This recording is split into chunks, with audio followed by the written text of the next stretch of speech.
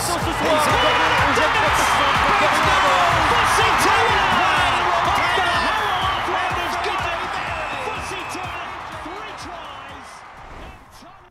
What's up, guys? Welcome to episode 16 of the Miss Pass. Nice intro, huh? That's my first time here with the intro. Yeah, that's cool. Yeah, that's really good. It's pretty cool. I'm Adam Armstrong. I'm here with Mr. Alex Goff, and looking fresh in the corner, Michael Kramer. Nice day off yesterday, Mike. Get the haircut. It was nice, yeah. You know, haircut, trim. Gotta stay looking good, you know? Yeah. Come on. And you do, of course. Yeah. Well, Obviously. we had the grooming off last time with Michael Reed here with the Oh, I saw that. showing That's a thing. pretty I don't- intense haircut. I don't think I could quite compete with him. I think you should try though. You should go for it. Just leave a little bit in the middle. Just the mohawk. That'd be good. Mike gets his haircut every 2 weeks, you know. That's wow. Yeah. He's on top. Yeah, he is. I gotta see. Once he gets married, he won't worry so much. Right, exactly. This is it. It's like Then you can just every you can let yourself go. every 2 months, you know, you gotta be looking good. You gotta look as good as your Tinder profile, haven't you, Mike? Or vaguely is good. Yeah. So this is the first time we've been together for a while. How long? You going. were with Michael Reed last week. And we had Mason Herring and Peter Malcolm the week before. How was that? So that was cool. It was Yeah. It Some was big boys interesting. around this table. I Like, know, could you all fit? I know. It's like they're making them all there, and then we had Phil Teal on the call-in on that one. So it was nice. You know, it's interesting getting different people on the show, and then how they open up or how they sort of close down and stuff like that. But what's weird is that we got Peter and also Michael Reed both opening up by talking about Hanko Hermeshes. So I don't really? know why. Apparently he's very quiet, so everyone wants to talk for him. Okay. He just does his talking on the pitch. I think so. Yeah. Yeah. That preventing that try, you talked a bit about that. So that was a bit of a tackle, wasn't it? That was there was a lot of talk about just not giving up on any play, Yeah. and to do that and not just say, well, I'm going to be seen making a tackle, but you know he's going to score. Well, the thing is, when I watching it, I obviously haven't spoken to him or anything, but often when that happens, it seems like it's by mistake. You know, like someone just goes like swings their arm and knocks the ball out, or it actually looked like he tried to do that. I think so, because he popped right up and came said, around "Look what and- happened." Yeah, he knew. I mean, he had a plan in place. The ramifications of that play going all through the competition, because they could win it, and they'd point to that maybe. So Yeah. Well, we'll definitely get on the ARC stuff. There's loads of rugby to talk about at the moment, which is great. We've had a break from the Six Nations this last week, but that's coming back this weekend. But what we saw on Flow Rugby, we had some massive college matchups. BYU, St. Mary's, Lindenwood Live, they were on Flow Rugby. And I was reading your rankings and things moving around a bit there. Yeah. How many of the top six were played? It was. I had Lindenwood at 6, and Right. that was the lowest ranked of those 4 teams playing each other. I mean, how great is that to have that on a weekend? And they were close, competitive, you know, exciting games. Yeah. Exciting. All right, well, let's dive into this then. So, Life Lindenwood, because that was a really close game. And it came down right to the last few minutes, really, when Life finally got a penalty kick to take it away. I mean, but after getting someone sent off. 6 penalty goals. Yeah, we're going to throw a curveball at Michael because we said we'd do the other clip first. But he's keeping him on his toes. You know, this is how we work. 6 penalty goals for Lindenwood, and what that says to me is, you know, there's probably a level of frustration on Lindenwood. It's like, hey, you know, referee, didn't you've got to lay down the law here because they're obviously penalizing. You know, they're killing the ball, various things like that. Quite possibly, Mike Slava did get a red card. I don't know if we have the. But this is for the second yellow card, right? This is not a straight red. So it was basically, there was a warning, and then right after the warning, Slava penalized in the ruck, so he gets a yellow card. And then here, they have a warning, and they come in here, and there is a shoulder charge. That's what happened on that one. He comes in, he says, it's a shoulder, like, high tackle, and what he said was the guy went low on him. But they said, no, it's going to be a yellow card offense. And then guess what happens is he's already had a yellow card. So just about one of the best players on the team, he's getting the whole discussion now, like This is what I told you. It's around the neck. No choice. That no, looked yellow pretty, card. pretty dubious, didn't it? That's what happened. Right, you're right. It was kind of a borderline yellow, and then another borderline yellow, and it's a red card on their top lock forward. The thing is now, you can't go anywhere near a head, can No. you? You just cannot. No. Whether someone falls, it's so frustrating when someone falls into a tackle. Yeah. Well, I was playing at the weekend with Austin Blacks. We were playing Daz Harlequins, and 2 people got yellow carded, and both sort of seatbelt tackle, you know, which back, you know, a few years ago you probably got away with. Now you get anywhere near that neck area, head neck area as they call it, like you're off, you know, at least for a yellow. Well, I mean, that guy was falling, and Slava's what 6'3", 6'4", so he's coming in a decent level. He's bent over, but the other guy's falling, and he slams into his head, and the referee's going to tell him, "I have no choice but to give a yellow." Thank you for getting that up, by the way. Yeah, we got that. We got that That rolling was now. pretty smooth. That was pretty smooth. Yeah, hey. But where do you draw the line, though? Because there's not many players, I suppose, who would sacrifice their heads. But if you needed a penalty in the last minute, I would do that. This was there was a game last year. I think it was in the Premiership or something. I would. I mean, I have a hard head. It's not going to hurt me. Really, I would duck into a tackle for sure. Sportsmanship, that. Yeah. I don't know. I mean, I played most of my time playing 6, you know, which is basically breaking all the rules as much as possible and see what you get away with. So, yeah. So you would purposefully duck into a tackle, get on your knees, coming in and drop down and take it on the face. If you're losing by 2 points and you're in front of the posts and you're not making much ground, easy way to do it. There was someone else last year that jumped into a tackle, and I forget what happened, but basically it was a similar sort of scenario. Jumped into a tackle, got hit, and he's like, well, hold on. If he jumps, I mean, you're not technically allowed to jump into a tackle. Right. You're not. So a little bit of a grey area, I think, but nowadays you just can't go anywhere near the head, which is good for the game in general. I mean, like you said, the seatbelt tackle, that was a standard way to grab someone. And well, it's annoying when you tackle someone and you slide up. That's like that, you know, or it's someone small and you start off like by the shoulders and then you come up, and you know you can't really do a lot about it when you're going at speed. Anyway, it didn't matter in the end. Duncan van Schalkwijk, fly half for life, is a pretty special player. He can kick very well. He was slotting the kicks from all over the place. He directs traffic. He kept them in the game. You know, when they could have lost it. Between that and the fact that life clearly doesn't give up on a play, there were a couple of breaks and they didn't.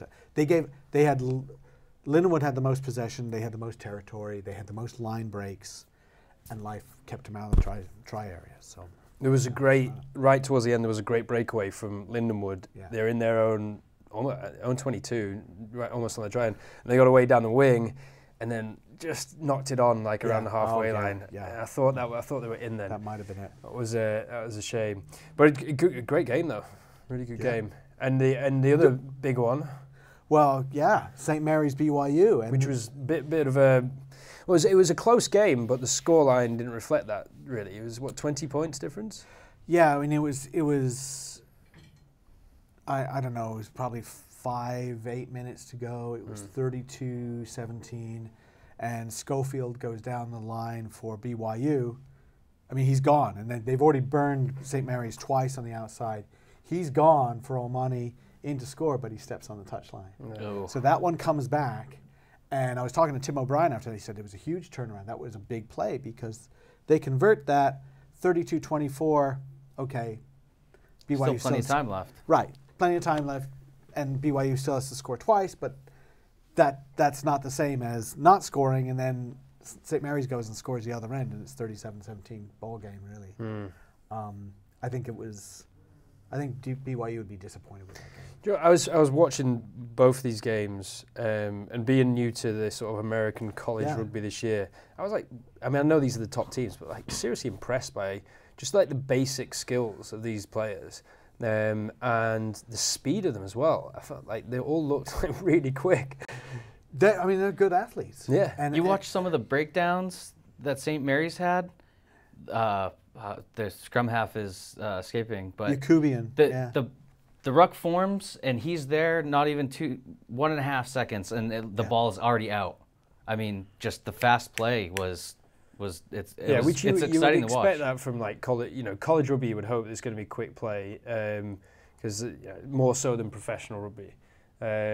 But I was seriously impressed, and I think it's interesting looking at St Mary's hammered Olympic Club not so long ago. Crushed them, yeah. Who not in the PRP, not one of the best teams there, but they're playing Glendale this weekend, right? Mm-hmm. Now, assuming I was having this debate with someone the other day, but it's the Glendale in the Red River Men's League, the Austin Blacks are in who I play. We play with the Glendale Merlins, which is the amateur side. Yeah. And obviously there's the Raptors, which is the MLR side. It'd be interesting to see who turns out at St Mary's, given that obviously the Raptors season hasn't started. Merlins, I assume, don't have a game this weekend in the Red River. It'd be really interesting to see how St Mary's do against, Glendale, regardless of which team it is, one of the best club teams in the country. I think St Mary's would like them to put as good a side as possible on there. I think coaching staff would like to see their guys lose. Right. Really. Certainly be physically pushed around. Or nearly lose. They love that, right? Win at the last minute, have a good game, just get battered They don't want to be blown out, but I think they want to see that physicality. Because they're probably going to see a ramped up physicality next time they see BYU. Right. They also have Cal coming up too. Cal. We got that'll be live on Flow Rugby, but do you think BYU exposed any holes in the St. Mary's offense or defense that maybe Cal or another team can use against them? Well, Cal has a couple of guys on the wing who are pretty useful, and that sophomore Sam Casano is he likes to score tries, and they scored a couple of tries on the outside against St. Mary's. So I kind of feel like that was where they exposed them, and that is maybe an experience level. I don't know, but that's an issue.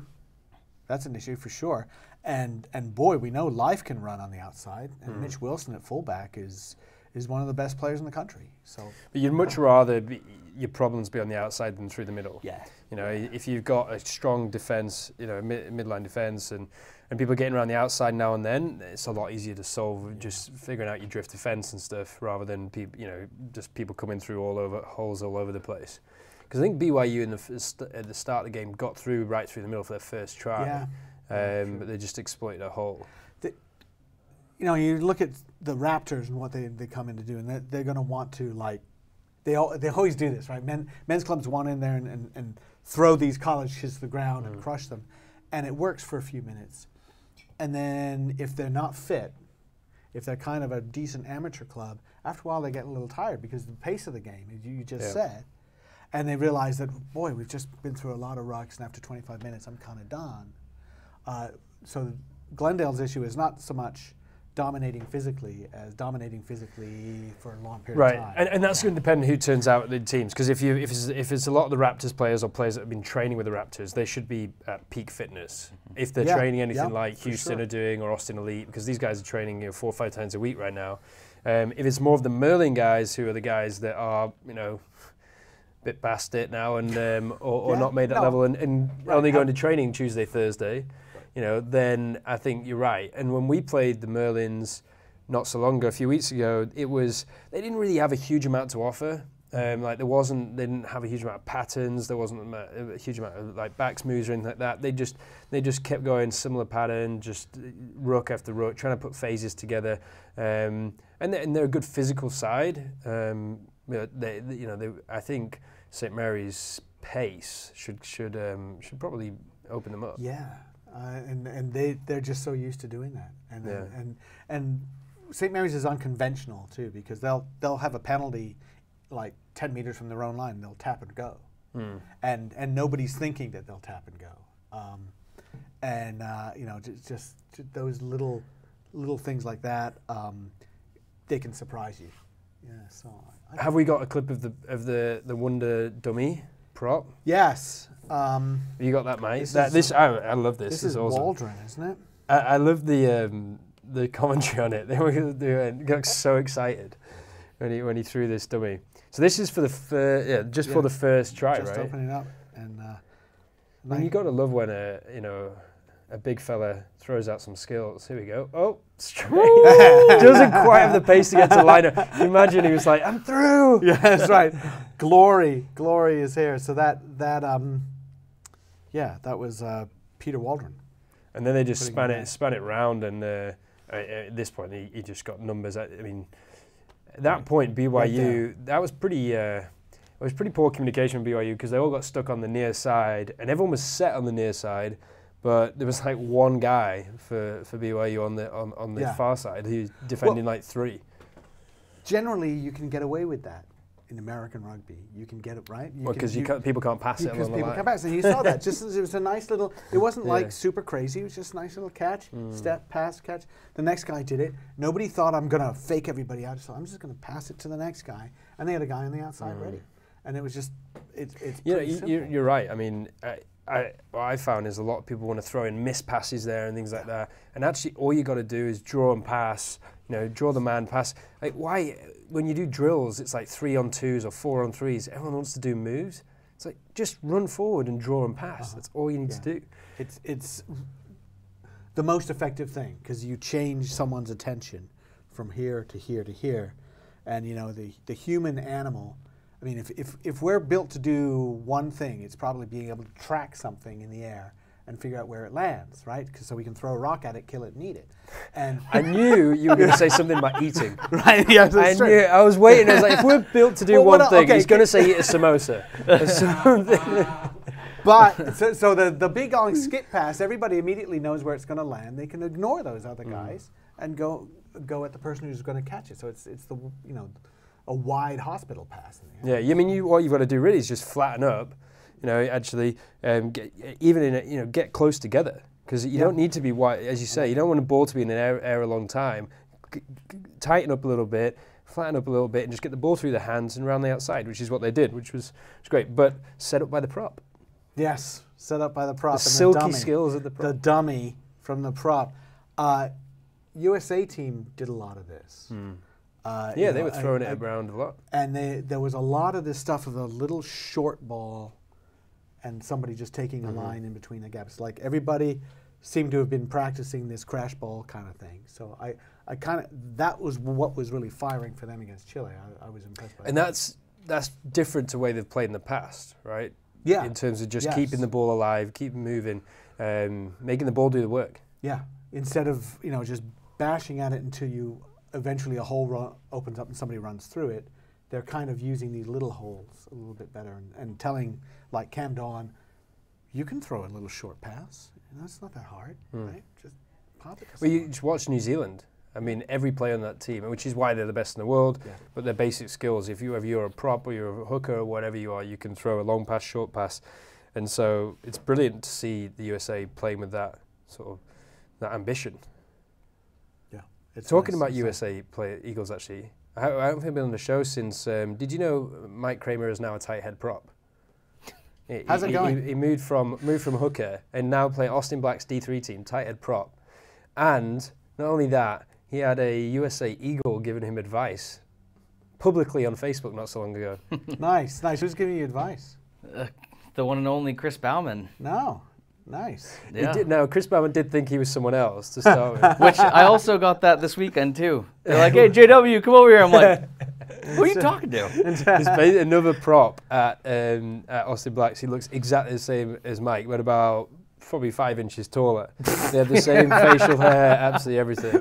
And so they filmed the scrums at training, and then Bauman's obviously down in Leicester in the UK. And he's watching it and he's commenting on it like, "Hey JW, you need to get lower with this and strengthen your mind," and like and everyone's like, Jay was like, "That's not me, it's Mike Kramer." But it was good advice. Yeah, definitely. I'll take any criticism you want to throw my way, get me better. But it's been an interesting transition. Played a little loose head too. Moving around, front row. Well, talking about props that have great skills, I've seen him at training. Yeah. He's got some silky hands. Where did you learn those, Mike? Nice.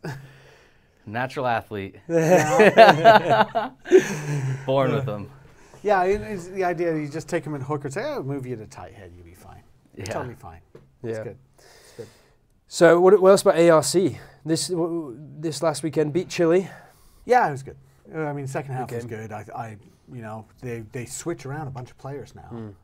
Although Nick Civetta is back. He missed the last game because his grandpa died. So sorry to hear about that, Nick. But he's back with the team, and I think that's a big addition.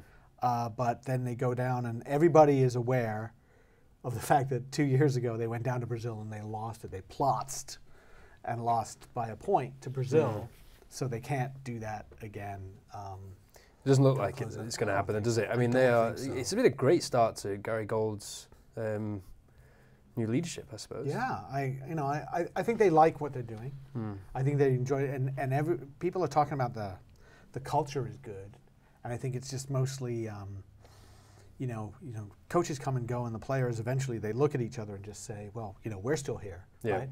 Let's help each other, and I think more than in some other teams. The USA team, you know, you've got a new guy. You're the starting open side, and then another open side shows up, and you spend your time teaching him how to be better, rather than like this guy's going to take my job. They don't seem to have that attitude that much, so which is good. Yeah, I think you saw that with England before Eddie Jones came on. The players have been through the World Cup, disastrous World Cup in 2015, and didn't make it outside the group. And then Eddie Jones came on and just didn't really change any of the players, but he realised that actually there was a great culture there. And for all Stuart Lancaster's faults, he'd built actually quite a close group of players. He wasn't the good enough coach to take them to the next level. Yeah. And so Eddie Jones came in, who was a great coach, and actually said, I've got a great foundation here. And that team is now so strong that they're going to go and win the World Cup next year. So. Oh, I didn't know that. That's a done deal? Yeah, it's nice. Pretty much. Yeah. Wow. There's no bias in that. Yeah. Pretty much. Put it in the bank. Well, talking about women World Cup, first we're going to win the Six Nations, right? Which is back this weekend. Calcutta Cup weekend, which is, for anyone who doesn't know, Scotland against England, both men's and women's, which is exciting. That'll be fun. Yeah. So Scotland, I don't know what to make of Scotland because they get nailed by Wales. I know. And then they go and beat France. But of course, no one knows what to make of France either. Speaking of France, did you see the headlines? No. I saw a headline. I haven't done any vetting, but after the hey, you know, we're just wild hearsay. We're just gonna throw it out there, see what happens. You know, give me your thoughts. It's all right. We're only live, Mike. Don't worry. Yeah, live, recorded, whatever. In the last game, they went out for a nice fun night out and broke up some of their rules, and they sent like 6 players home. They six players home from the Six Nations. They're like, yeah, you're not going to play anymore. Because they are playing this weekend. France are playing Italy. Oh, so in France though. Interesting. Inappropriate behaviour. That's happened a lot. It happened at the Rugby League World Cup as well with Scotland, didn't it? That's true. It did. Yeah. So this weekend, what we got? We got in the men's side, France, Italy, and no, this is the women's. No, not. It's the men's. France, Italy. It's all the same anyway, isn't it? Ireland, Wales, and Scotland, England for both men's and women. The women's side of it, which is live on Flow Rugby. Yeah. Probably the best game is going to be Ireland, Wales. I'd have thought because they're sort of next to each other in the table. France and England starting to run away with it a bit as they are. If anyone wants to watch great women's rugby, both England and France are probably the top 2 teams. But it's been a great tournament so far. Scotland's tenacious, but England's stronger overall. And Scotland's got some good players. You never know in the Calcutta Cup though, on both sides. So it's that rivalry runs deep. That's true. Could be 1990 all as over you'll know again. if you've seen Braveheart. That's all right. Well, we got the women's on Flow Rugby. More college rugby this weekend as well. St Mary's Glendale, as we talked about, and Lindenwood Clemson. Lindenwood Clemson, Davenport. Oh, well, Clemson. Life Davenport. Sorry. Which is a big one because Davenport's been sitting there in the snow for several months, and then they're going to come in and they're a good team. They're a very good team. And you'll be in Lindenwood anyway. I'll be in Lindenwood for the high school tournament, and then also doing the Lindenwood Clemson game. And Clemson, they did lose again, but it was 14-10 against Arkansas State. They're getting better. They're getting stronger. It's a great conference, Mid-South Conference, and you'll have been able to see everybody on Flow Rugby on those things. But I'm excited about that game. Awesome. It'll be good to see. Great. Well, tune back in next week and we'll talk a bit about that. Until then, thanks for listening.